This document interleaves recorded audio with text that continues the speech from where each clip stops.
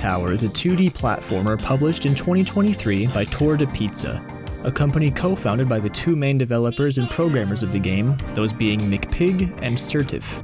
But I'm not trying to give you a Wikipedia rundown of the game, so let's just get into what makes it so badass. When I was a kid, one of my favorite games I had for my Game Boy Advance was a little gem called Wario Land 4. Look guys, look, it's one of my greatest achievements, Wario Land 4 on the Game Boy Advance. And look guys, look, the Virtual Boy, Ultimate Classic System.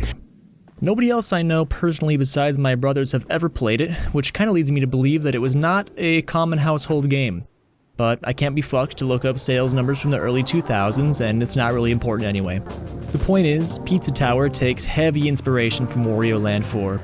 From movement to music to level design, the influence is all very obvious, which is not a bad thing, because Wario Land 4 is also a badass game. If you want to get into why, I highly recommend YouTuber Loot's video, aptly titled, I Like Wario Land 4. Smile. The premise of Wario Land 4 is that an ancient pyramid was just uncovered and supposedly holds unfathomable treasure, which obviously piques Wario's interest. My fiance always tells me that I pronounce Wario incorrectly. Her argument is that since Mario is pronounced Mario, then it should follow that Wario's name should follow the same rules, so it would be Wario. But I'm just not having it. So anyway, Wario drives his badass convertible to the pyramid and raids the place. He discovers different passages that lead to portals to various other worlds and levels in a very Mario 64 type of way. Not in the idea that the portals are paintings, because they aren't, just that the pyramid acts as a hub world. Wario has a few unique moves to traverse these levels, like the shoulder bash and the running headbutt, as well as some familiar moves like the ground pound, or just simply jumping on enemies. But oftentimes, jumping on enemies in this game doesn't actually kill them. Wario needs to get a lot more personal and lay his garlic-coated hands on them, and then throw them full force at a wall so that they explode into money. I'm kinda ranting here, but basically you collect shit, fight a few bosses, fight a final boss, and make out of the pyramid with a huge sack of treasure. The movement's fun, the level design is great, the music is super unique for a Game Boy game, which I recommend Geno7's video, The Bizarre Music and Sound Design of Wario Land 4 to really get into that. And Wario exudes a lot of character and personality that makes the whole thing a lot of fun to play. But probably the most unique gameplay mechanic in Wario Land 4 is what's called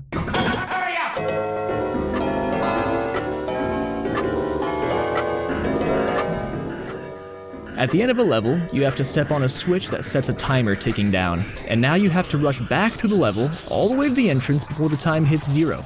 As you're first going through the level, you'll probably take note of these outlines of blocks that you can't interact with yet.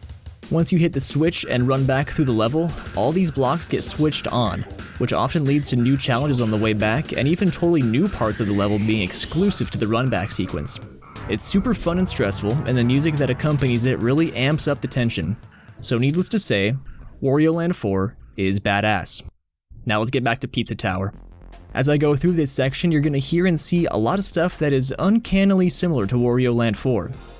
Pizza Tower follows Peppino Spaghetti, the owner of the failing restaurant Peppino's Pizza, as he ascends the titular Pizza Tower in order to confront the entity known as Pizza Face, who for whatever reason decided to fly down from his tower and threaten to blow up Peppino's Pizza with a comically large death laser.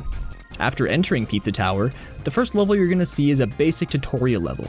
This is going to teach you all of the basic movement mechanics, how to deal with enemies, what the collectibles you're watching for are, and the mechanic known as Pizza Time.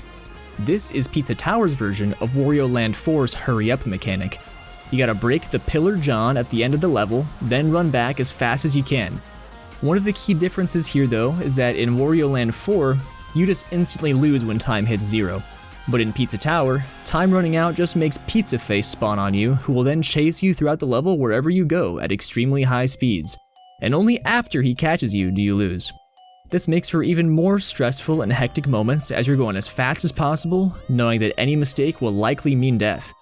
This can lead to some absurdly close calls, like this one where I was literally frames away from losing. But the run back mechanic is far from the only thing that Pizza Tower rips from Wario Land 4. You've got your shoulder bash in the form of a dash grab, the running headbutt in the form of a mock run that gets faster and faster as you continue to hold it down, grabbing enemies and throwing to them to kill them, ground pounds, the whole shebang. but Pizza Tower takes all of these movement mechanics and expands on them, refines them, until you've got this extremely fun movement system with an absurdly high skill ceiling. One thing I haven't mentioned yet is that Pizza Tower is a fast-paced platformer, a lot more like a classic Sonic game than the fairly basic and slightly puzzle-focused platforming of Wario Land 4. That Mach run that I mentioned earlier has 4 stages to it. The wind-up, which only lets you bump enemies around, assuming that you don't hit a part of the enemy that will damage you. Then you transfer into Mach 2, which introduces the idea that you can do one of those classic cartoon maneuvers where you flip right around while running, sliding a bit, and then keep running while preserving your speed. Next is Mach 3, which is necessary to destroy stronger blocks and is the first stage of the Mach run that can actually defeat enemies. Something that I love about what Pizza Tower does as opposed to something like Sonic, and correct me if I'm wrong though, since I'm really not a Sonic guy, I've only played the 2D games as Flash games back in the late 2000s, but you're almost never gonna have one of those shitty situations where you're blazing through the level and then you bump into an enemy that you couldn't possibly have reacted to and you instantly lose all your speed. What Pizza Tower does is make almost every type of enemy enter a panic animation when they see you approach in Mach 3 or higher. In these animations, any hitboxes they have are totally disabled, so you're free to plow through them and retain your speed. It goes hard. And finally, you've got Mach 4, which is the same as Mach 3, except with even more speed and a different animation. And at this stage, Peppino is just absolutely getting it. I mean, just really fucking moving. Just look at him go. It's insanely fun to get up to this speed and try to retain it for as long as you can. Now, the way that Pizza Tower innovated on Wario Land's headbutt run is that any speed of the Mach run lets you run up walls if you jump into them, or if there was already a slope leading into the wall. Then you can jump off that wall onto another wall or platform and just keep your momentum going nice and smooth-like. You can also do cool shit like press down to slide through small openings and then get right back up and retain your speed, or press down in a mid-air Mach run in order to dive down diagonally to hit the ground quicker or hit certain angles, also while retaining your speed. The Mach run is the main thing that makes this game's movement so badass. Now, Peppino's dash grab, which is very similar to Wario's shoulder bash, also strings into the movement very seamlessly. You can cancel it with a jump to do a long jump. You can do it mid-air to grab flying enemies or get a different angle on the jump. You can do it at any point in a Mach run, and you can cancel it in the other direction to turn on a dime, and probably a bunch of other shit that I'm forgetting about. The act of grabbing enemies is also expanded upon from Wario Land 4, with new ways to kill them that are 1. Just really fucking cool, and 2. Help keep the flow going with your movement. One main thing you can do is press down in midair to rise up and then suplex the enemy into the ground. You can do that to break blocks, kill other enemies, just for the style, whatever man. Something about the grab in Wario Land 4 is that you often needed to stand still and charge up for a few seconds in order to throw enemies properly. Pizza Tower does away with that in the spirit of keeping the pace moving, with it taking just one button press after you've grabbed them to bite the fuck out of the enemy or to drop kick them into the ceiling or whatever. A lot of times if you grab an enemy while you've got some speed, you'll just swing them around and throw them into the nearest wall to kill them, all while you're still moving and grooving. The changes to the ground pound from Wario Land are a lot less impactful, but still noticeable. Obviously, Peppino does a belly flop instead of a butt slam because he's just based like that. You get a lot more horizontal control during the move, and you can transfer it into an automatic Mach 3 if you hit a downward slope with it. It's a nice part of your movement kit. A movement mechanic in the game that wasn't ripped from Wario Land 4 is the super jump. While in Mach 3 or higher, you can hold up to charge a super jump. You can then shuffle side to side to correct your positioning, and release to launch into the air indefinitely. In practice, you'll obviously hit a ceiling at some point, but you can also dash grab in either direction during the super jump in order to shoulder bash, which transfers directly back into Mach 3 momentum. The other main thing about controlling Peppino that is pretty unique to Pizza Tower in terms of other platformers is the taunt or parry mechanic. By pressing Y or whatever the hell button that'd be on your PlayStation controller, Joy-Con, or keyboard, you stop your movement for a second and strike a sick pose. During this move, any enemies next to you are instantly killed, and any projectiles next to you are reflected, usually killing the source of the projectile. Against bosses, the parry acts as a way to avoid damage if the boss is about to hit you. If you manage to kill at least 10 enemies in a row, with no more than a handful of seconds in between them, you gain the ability to press up and Y to do a super taunt, which kills all enemies on screen. It's a nice get-out-of-jail-free card when you're maybe overwhelmed by enemies. This isn't a mechanic that the game really explains that well, but it's not really necessary to ever use per se.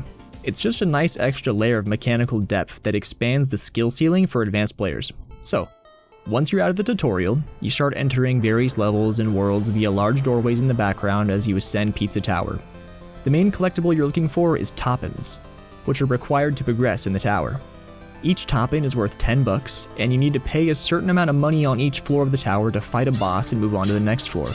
So, you're blazing through all these cool levels with awesome music, collecting toppins, having a great time, but you might notice something interesting. You don't have a health bar. You can't die aside from running out of time during pizza time. Every now and then you'll see this message pop up that says, "You've hurt Peppino 10 times," if you're really fucking up. But the game doesn't explain why that matters, and there doesn't seem to be any real consequences. So you might be wondering what the point of having enemies and hazards is if there are no consequences for getting hit, if there's no real stakes. Well, all those mandatory difficulty enjoyers out there, you know, the type of guy who thinks that you didn't play Elden Ring right if you use summons or spirit ashes, they might not like this. But Pizza Tower is only as difficult as you make it. You might have also noticed that the game features a score meter and a combo meter, plus this TV that constantly shows Peppino's emotion, which is just wonderful to look at sometimes. Did I mention that this game has stunning animations and is just chock full of visual gags? Might get to that later, but anyway, the score counter and the combo counter. There are tons of other collectibles throughout the levels, like mini toppings or these clocks that appear during pizza time that award you points. And you'll notice that your combo increases from killing enemies and goes away if you spend a short time not collecting anything or killing more enemies, at which point you'll get some points based on how high the combo was. When you get hit, or as the seconds tick by during pizza time, you'll lose score. And the thing that ties this all together is that you'll receive a rating after every level based on your total score, from D to the elusive P rank. So the only thing that makes this game easier or harder is your own desire for a higher score. So, the first time I played this game, I played every level once on my way up the tower, getting B's and A's the whole way up. Then I beat the game and went, man, that was really fun, but I bet I could do it better. Then I started a new game and grinded out every level until I collected every toppin, found every secret, completed every chef task, which are just little achievements you can go for. There's 3 per level. And I got S rank on everything. Then I thought, hey, that was pretty good, but wasn't there a rank above S? Let's run it back. Go for that. And that is the P rank, ladies and gentlemen. P standing for pizza, I'd have to assume. And those P ranks can be kind of a bitch to get, but it's so satisfying once you do. So what you gotta do for those is, in one run, reach the minimum score threshold for an S rank, which entails grabbing almost every source of points in the level, plus you gotta find every secret area and the secret treasure for every level.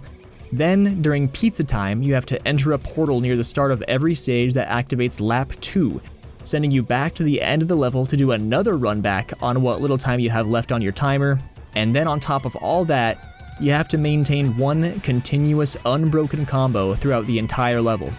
So the P ranks require that you really learn the level, have quick and clean movement, almost never get hit, never spend more than a few seconds without killing an enemy or collecting a source of points, and do the run back sequence twice, just to flex on Pizza Face. And getting all those P ranks is what I'm doing as I'm writing this part of the script and having tons of fun doing it. So, I think the most fun part of Pizza Tower is learning a level and really challenging yourself to master it. Your first run through will probably look a bit like this. You're taking it slow, meandering around, poking around for any walls that look suspicious in order to find some secrets. At times that you're trying to go a little faster, you're probably knocking into a few walls, maybe hitting some obstacles that were probably technically reactable, but would be easier to avoid once you know they're there. Maybe getting hit by a few enemies, and then you make it out and you've got probably a B or an A rank. But then you want to go for more. You replay the level again and again. You know where all the secrets and toppins are. You know the level geometry pretty well, so you can really refine your movement and even maintain Mach 4 for nice chunks of time. You know how to avoid hazards, and enemies become almost a non-issue because you'll almost always be at Mach 3 or above and they'll panic at the sight of you. And this is where Pizza Tower really shines for me. Those times where you're just on a fucking tear, absolutely getting it. Your combo is disturbing, you're locked in, Peppino's having a valid crash out on the TV, the music's blaring in your ears, enemies are nothing but combo extenders to you. You're doing shit you didn't even know was possible. And then you see that P rank indicator appear above your score, and you start sweating. Can't drop that combo now, or you're back to a mere plebeian S rank. And you're not just some S rank settling bitch, are you? You finally see that exit door with the white light pouring through, maybe Pizza Face is on your ass already, or you've just seconds left before he is. And then you step through that door. You breathe a sigh of relief, and all that tension leaves your body as Peppino hits a nasty pose and you get that electric guitar riff for the victory music. P-rank, baby. That's Pizza Tower.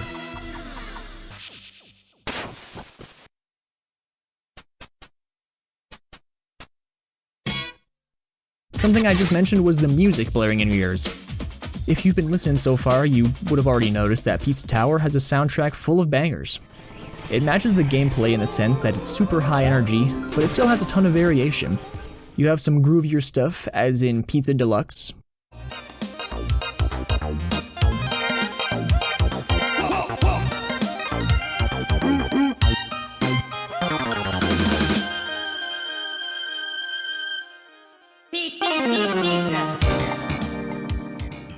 And Bite the Crust.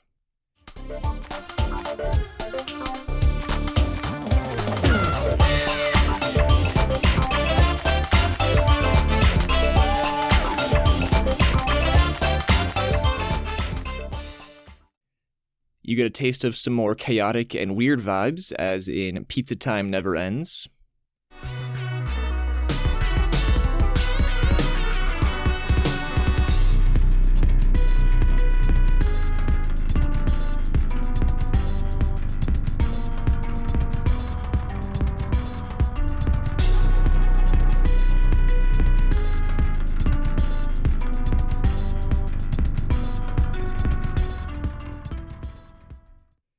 And Unexpectancy Part 2.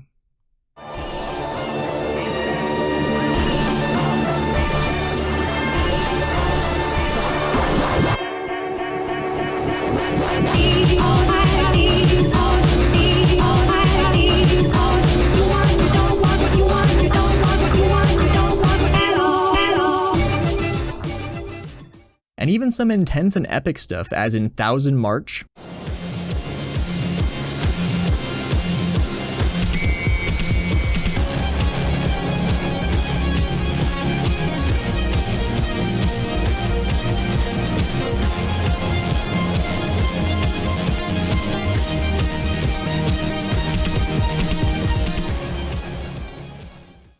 And The Death That I Deserve Yoli.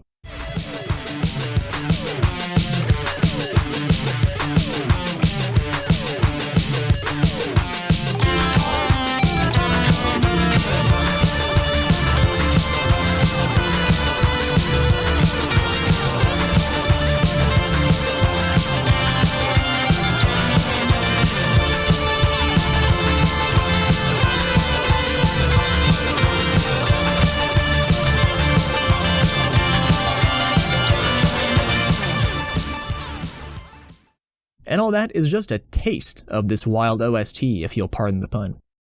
I've never studied music, not even in school, so my analysis of the soundtrack is going to be pretty surface level and vibe based. I can tell you when something fucks, but I'm not going to be able to tell you the music theory behind why it fucks. I'll try my best at a deeper analysis though. There's a few different talents behind this soundtrack. Most of what you're going to be hearing is Mr. Sauceman's work, making up about 59% of the OST. But that isn't to downplay Classy Jitto's work, whose songs make up about 40% of the game's music. Then you have one track by Post Elvis, that being the main menu music, Pizza Deluxe, which I've already played twice in this video because it's such a jam. The soundtrack's album release includes a number of bonus tracks that don't actually appear in the game. One in particular, Pizza Mayhem, also includes guitar work by Jared Jackknife Shaw.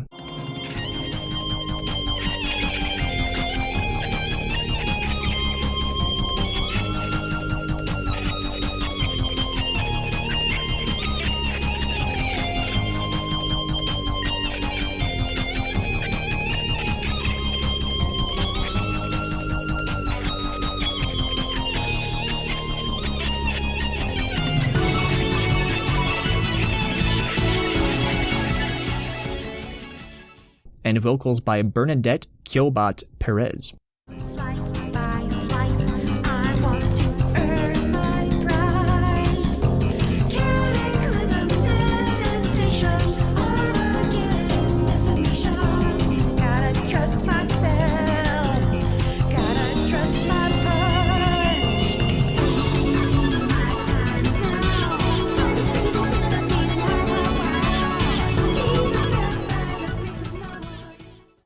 Electric guitar is something that Mr. Sauceman seems to have a penchant for, as it's pretty commonplace in his tracks.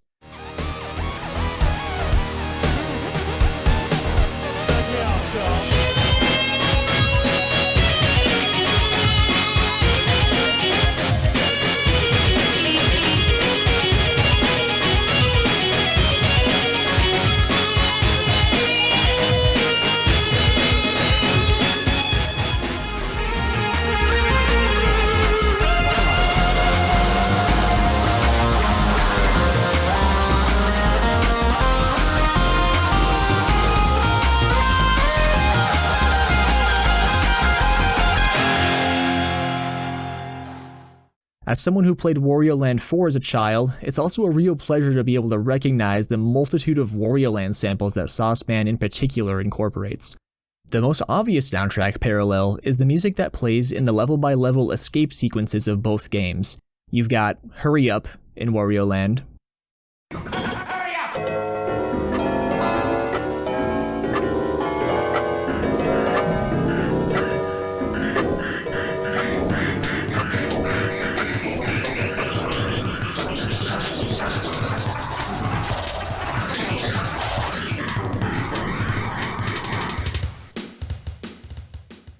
and It's Pizza Time in Pizza Tower.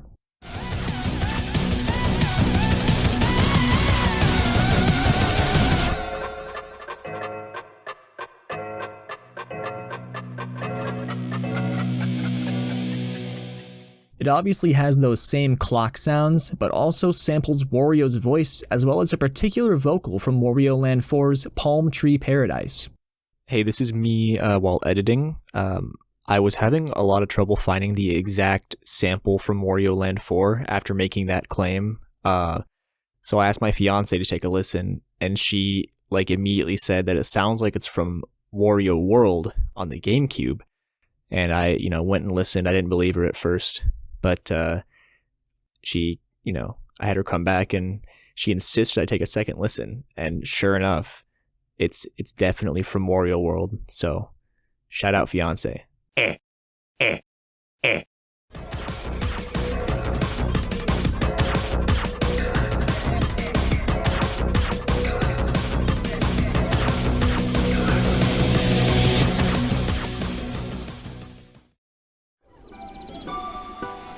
Hello there.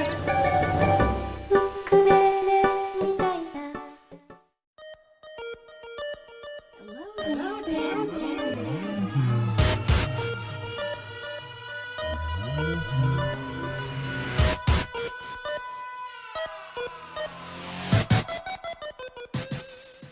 He uses a lot of samples that appear in the overall sound font of Wario Land 4 as well, which you can hear when comparing stuff like Inside the Pyramid,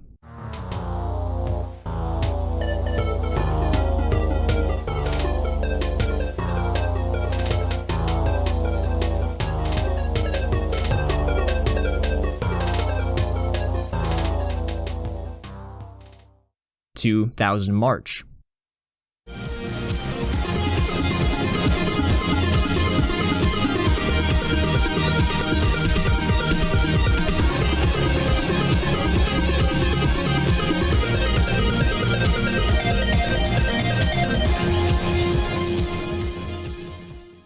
Or Unexpectancy Part 3.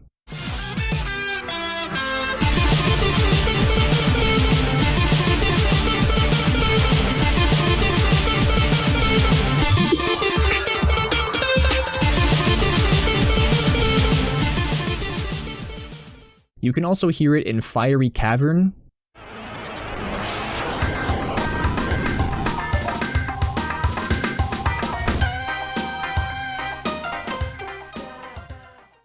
and Cold Spaghetti.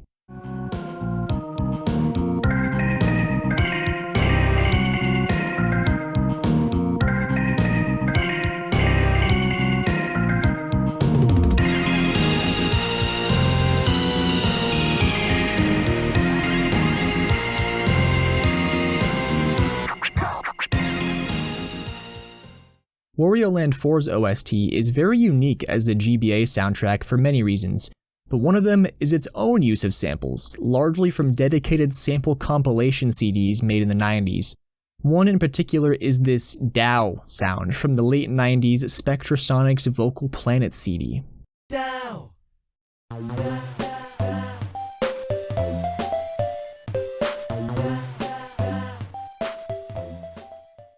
Which Pizza Tower also makes use of in order to pay tribute to Wario Land 4 even more in tracks like Tropical Crust.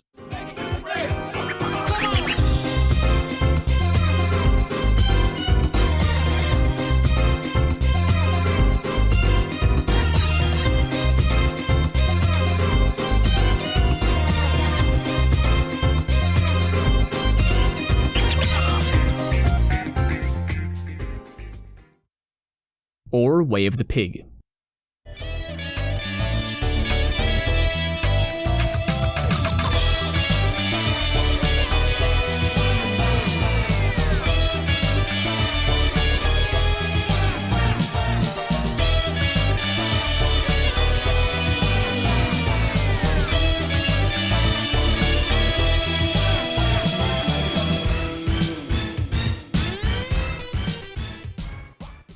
Credit to Geno7 for teaching me about the source of that sample. Definitely wasn't my own research that dug that up. While we're on the subject of taking inspiration from Wario Land 4's sound design, you can even draw parallels in certain sound effects, like the respective main characters' voices.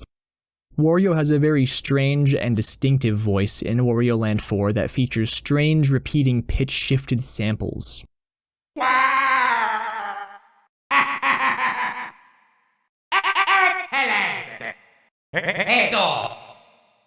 You can find a similar sound design for Peppino's voice. It's difficult to determine exactly whose idea that was because sounds are credited towards the two lead developers, the two main composers, and a couple others. But regardless, it's really cool to hear. Classy Jitto seems to prefer a more purely synthesized video gamey sound, which is not a bad thing at all. This is a video game after all. I would also describe their tracks as generally more varied and weirder than Sauceman's. Also not a bad thing. Everyone knows that a good pizza sauce needs a little spice thrown in the mix. One example of this weirdness is this strange transition to a totally different tune in the middle of Dungeon Freak Show.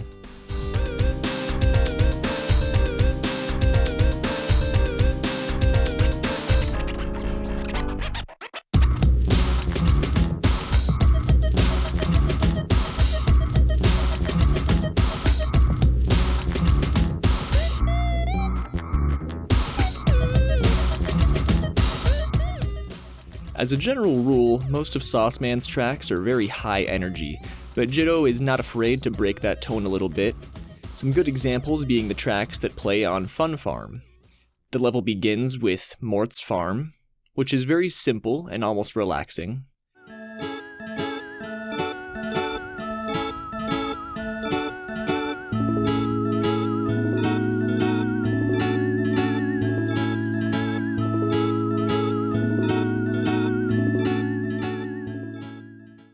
Then it transitions into What's on the Kids menu.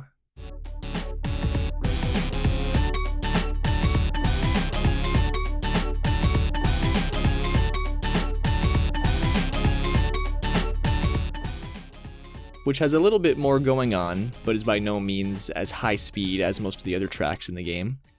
One of my favorite of Jitto's contributions is this use of a microwave beep and some slurping noises in Good Eatin'.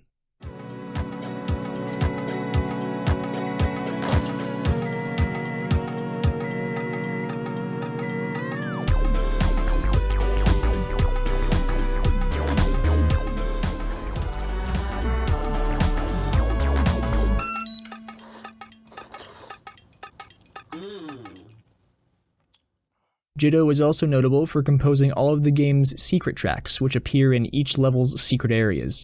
They all have a similar vibe, but take after the music of each level they appear in.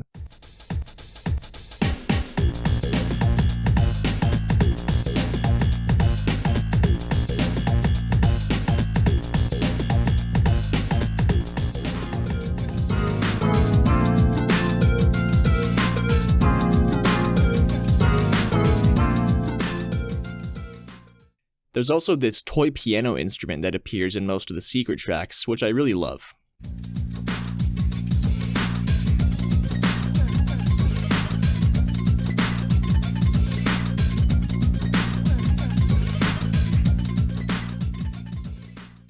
Something you'll notice between both main composers is the frequent use of vocal samples that are unrelated to Wario Land 4. These appear in tons of songs, but I'll just showcase Sauceman's Peppino's Sauce Machine.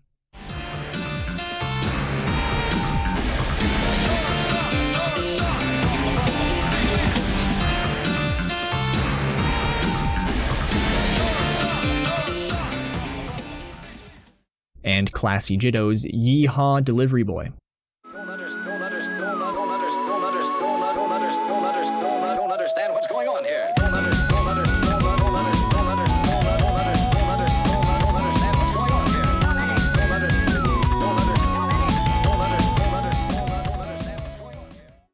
Even Post Elvis gets in on the action with his one contribution, the Pizza time. of Pizza Deluxe. There's also a strange amount of monkey sound effects, like not a ton, but more than you'd expect. I fuck with it heavy though.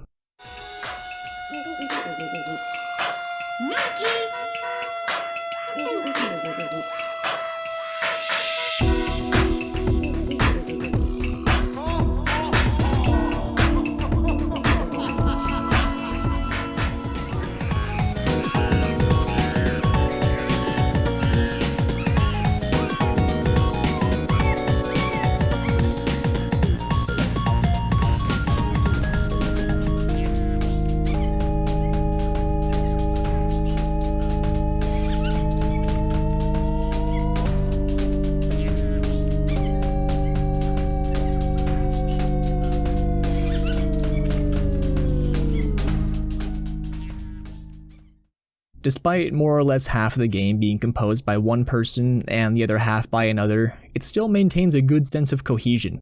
I think there was clearly some good communication and collaboration between Mr. Sauceman and Classy Jitto. An obvious example is the music for Ancient Cheese, where the level begins with Mr. Sauceman's theatrical shenanigans.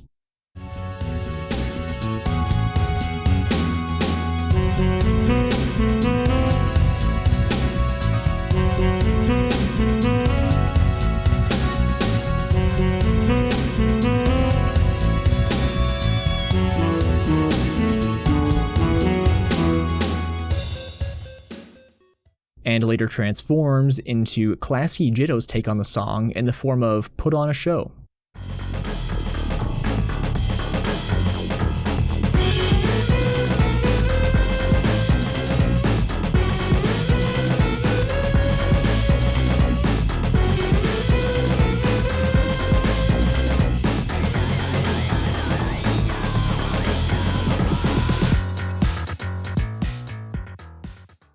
Another good example is how each floor of Pizza Tower has a different track that follows the same general structure, with Sauceman having composed some of them and Classy Jitto having done others.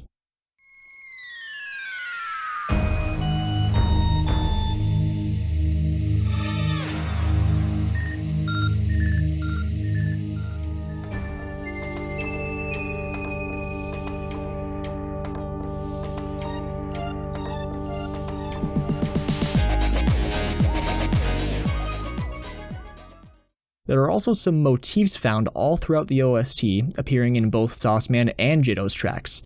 The most obvious one is the It's Pizza Time motif.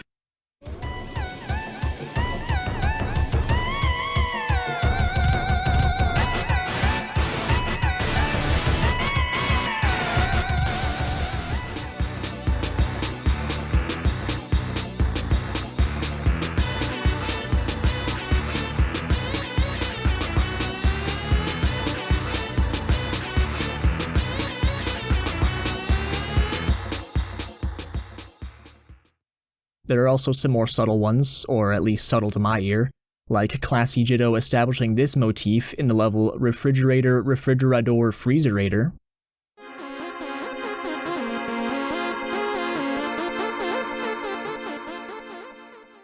And then Mr. Sauceman bringing it back for a part of the final boss theme.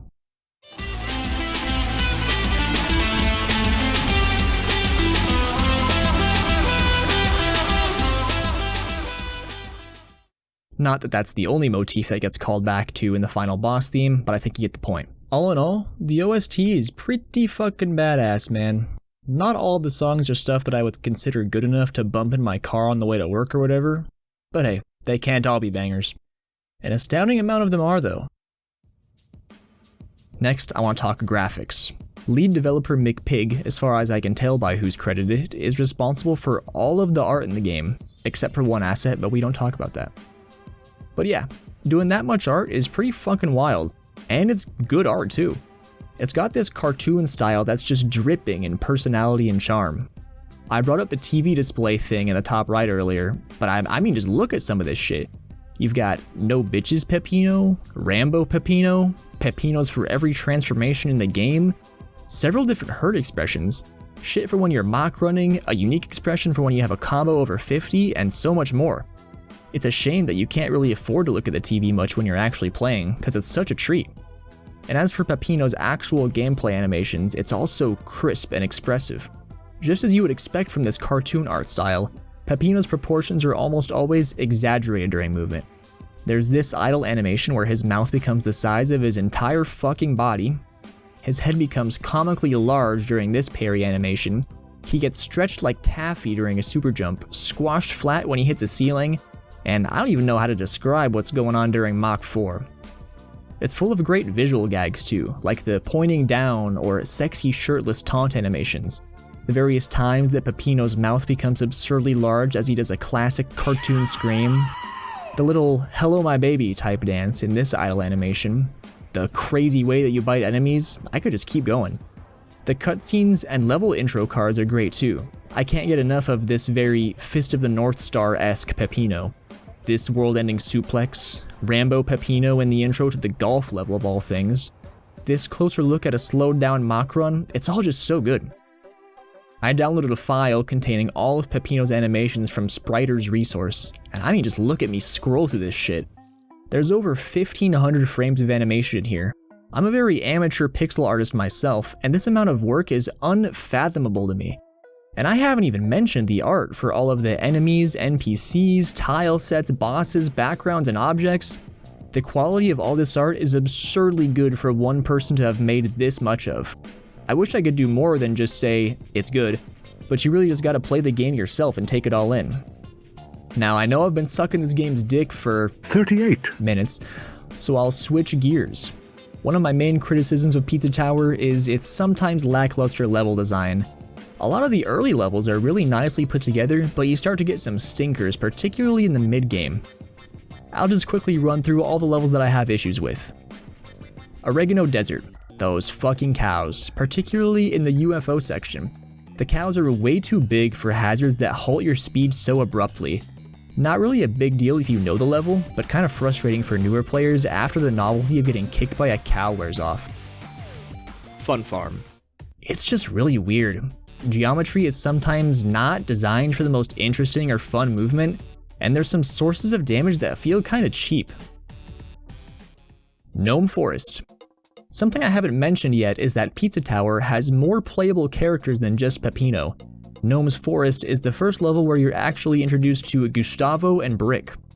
Partway through the level, you leave Peppino behind and take control of Gustavo instead. His moveset is similar in ways to Peppino, but much less fun. You can do ranged attacks by kicking Brick, which is cool, but you can only wall jump instead of running up walls, you can't grab enemies, your Mach run caps at a much slower speed, there's no super jump, and some other minor stuff. If Gustavo and Brick get separated, Brick's the rat by the way, your movement as just Gustavo is ever more limited, but those sections are very, very brief. Anyway, the bulk of this level is a Gustavo section, so needless to say, it's just not as fun as it could be. Also, the theming and tile set feels kinda boring. Golf. The titular golfing is a funny gimmick the first few holes, but it gets kinda tedious. Maneuvering the golf ball almost feels like an escort mission at times, like when he gets unavoidably stuck in these giant noses spread throughout the courses. Backtracking to babysit your golf ball is not the best time. The Pig City. The design here feels like a big cop-out. I don't like when your level is just, hey, here's this fairly small main area with a bunch of doors, or taxis in this case, that teleport you to a small platforming challenge. I like when a level has a clear, well-designed through path with the toppings sprinkled in appropriate places, and then the pizza time run-back path takes you through some new areas and some familiar areas. Also, Pig City has a big Gustavo section, although I think it is better designed than Gnome Forest's Gustavo section. Refrigerator, Refrigerador, Freezerator.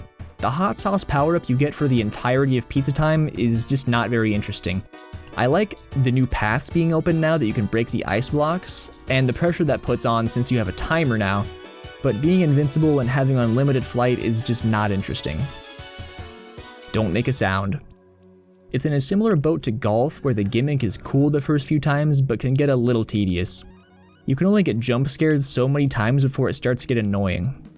I also don't like that the punishment for being jump scared is point loss and a mandatory wait time. The point loss is fine, makes sense, but the waiting around for your useless transformation to wear off is not. I also don't really like the sections where there's mandatory wait time in order to progress, since these gates only open after you get spotted, and the game needs you to get spotted so that you engage with the chase/jump scare mechanic. 5 seconds doesn't seem very long, but it feels long for a fast-paced game like Pizza Tower. War. My only gripe here is that the shotgun power-up takes away your dash grab, making movement a lot less satisfying. This is also a thing in Don't Make a Sound, but you only have the shotgun for half that level instead of the entire level like War. The other 11 levels that I didn't mention are all bangers.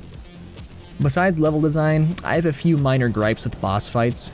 I think boss fights are a good part of the game to break up the non-stop sections of straight platforming, but after spending many hours grinding out P ranks for all the bosses, I've kind of come to the conclusion that Pizza Tower's movement mechanics are just not very meaningfully incorporated into boss fights. All of the bosses are fought in empty box rooms that are just the size of your screen. There's no scrolling, no platforms, no hazards, no reason to run up walls, no reason to super jump, no reason to really mock run at all. Pretty much all you'll be doing is walking, jumping, crouching, grabbing, and very rarely throwing things. You'll be given a gun in a couple fights, which just amounts to spamming X from a distance while dodging attacks, instead of dodging attacks and waiting to do a grab attack during the boss's vulnerability frames. I kinda get why the arenas are only a single screen, cause it would feel kinda bullshit to be hit by a totally untelegraphed attack that comes from off screen. Or I could see the fight being boring and easy if the best way to avoid an attack was just to mock run to the other side of a long arena. So I see the pros to being in an enclosed space in that respect, puts a little more pressure on. If I had any suggestions to improve these fights, it honestly might be to have more gimmicks. I like how Phase 1 Pizza Face requires you to throw enemies upward while dodging other enemies. The gun spices things up, but could probably be expanded upon. The option to throw Gustavo at the refight bosses after Pepperman during the final fight is cool, and can lead to some higher level strategies where you save Gustavo for when the boss is about to use a more difficult to avoid attack to totally skip it. Maybe certain bosses could incorporate power-ups that totally change Peppino's moveset in a way that complements the arena and the boss's moveset better. These problems are really not a big deal for first-time players or casual playthroughs where you don't care about not getting hit, but trying to get that no-hit P rank just becomes so tedious and honestly quite frustrating. By far my least favorite parts of playing Pizza Tower, but hey, could just be a skill issue, right? These criticisms, again, are very minor. None of these are things that would make me want to stop playing the game. And the great thing is that you only have to engage with any lackluster levels and boss fights a minimum of 1 time during a playthrough. My gripes have only surfaced because I wanted to P rank everything and get all achievements, which requires replaying a lot of content to get better at it. Even still, I don't think the excuse of, if you don't like the level, don't play it, invalidates my criticisms. But yeah, I think that's about it. There's not much more to it besides that. Of course, that's only if you ignore the noise.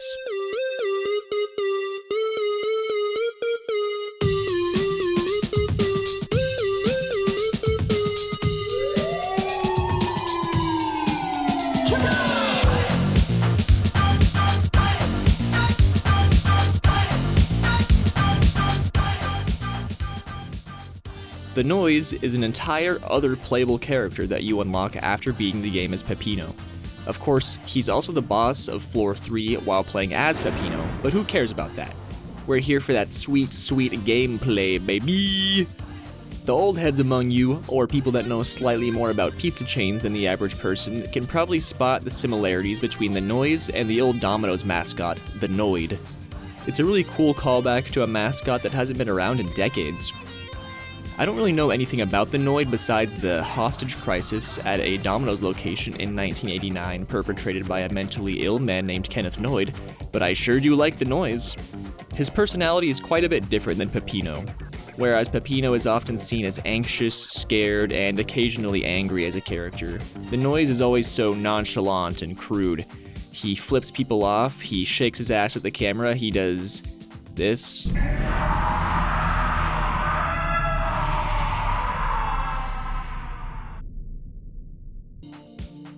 He's somehow more cartoonish than even Peppino is.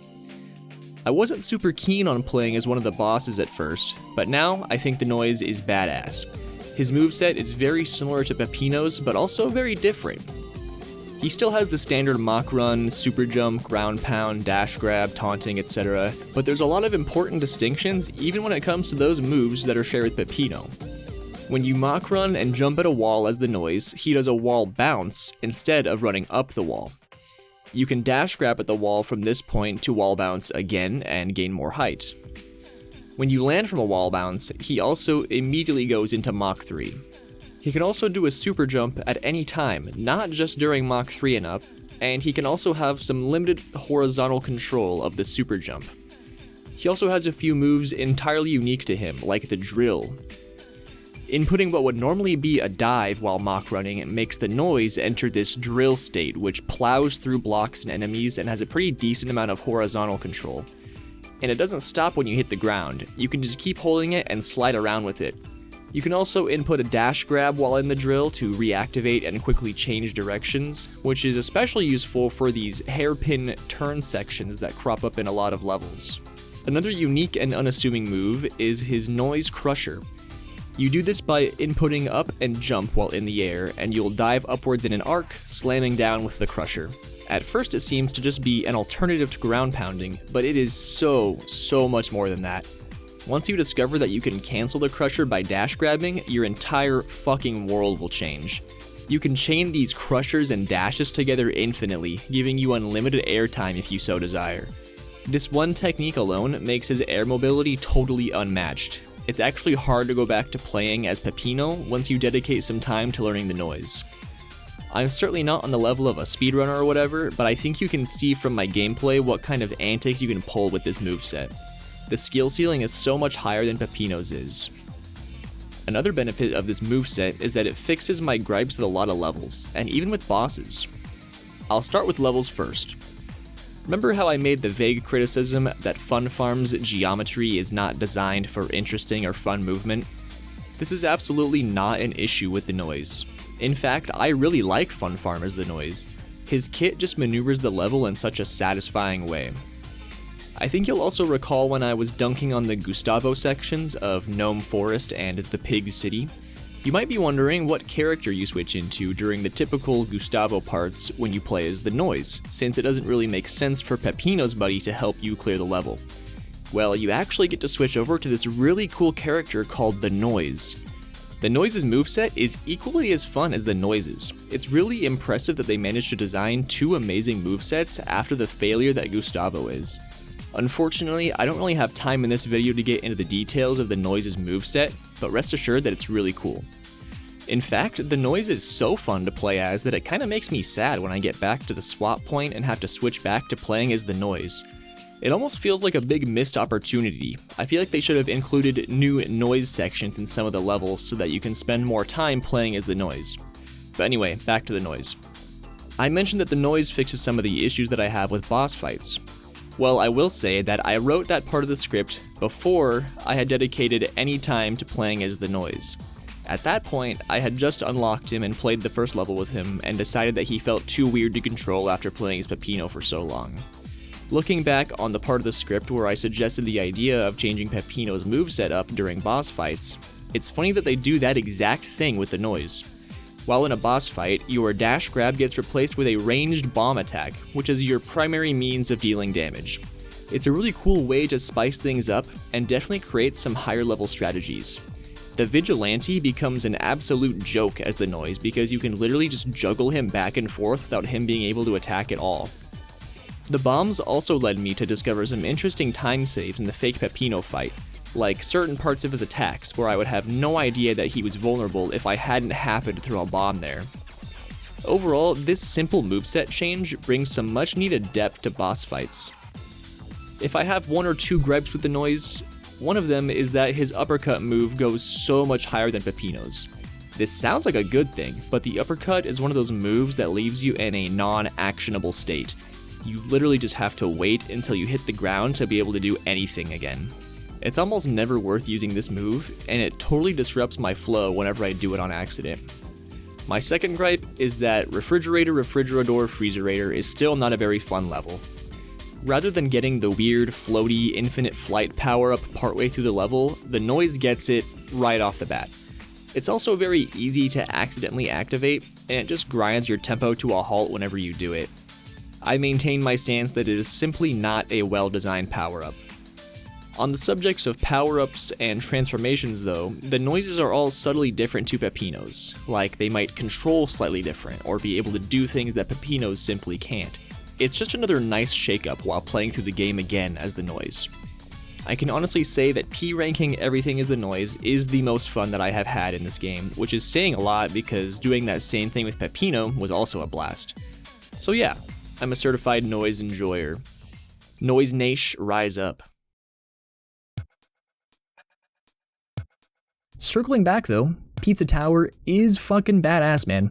There's tons of stuff that I haven't even mentioned in this video, like the co-op/competitive mode, or the in-game lore, or the rich history of demo builds that the game has had, or the modding scene. And that's because I just haven't engaged with any of that yet. I'm at 50 hours of playtime as I write this, which is pretty decent for a $20 platformer that you can beat on your first go in probably around 5 to 8 hours. But yeah, shoutouts to Loot and Geno7 for their great Wario Land 4 videos, to McPig and Certif for making such a banger game, to Mr. Sauceman, Classy Jitto, and Post Elvis for composing a fantastic soundtrack, and to the Wario Land 4 dev team for giving me a great childhood game and laying the groundwork for Pizza Tower. More Destiny 2 content to come. Catch me in the Crucible revving up that sweet business. See ya.